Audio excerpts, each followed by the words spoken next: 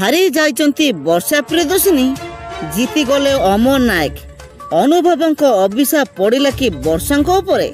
हाँ दर्शक बंधु आपण निहाती जानिथिबे वर्षा प्रियदर्शिनी बर्चणारे विधायिका प्रार्थी होइथिले हेले वर्षा प्रियदर्शिनी बीजेपी प्रार्थी अमर नायकों पाखरु हारी जाइचंती।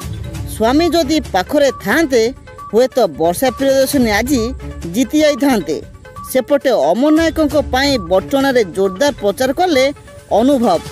एबे अमर नायकों मध्य बहु भोट रे विजय लाभ करजंती। हॉलीवुड क्वीन वर्षांको आखिरे लुह देखा मिली। प्रथम से जोरदार प्रचार करुले 2024 इलेक्शन रे मोदी लहर खेली बोली वर्षा केबे भाभी नथिले।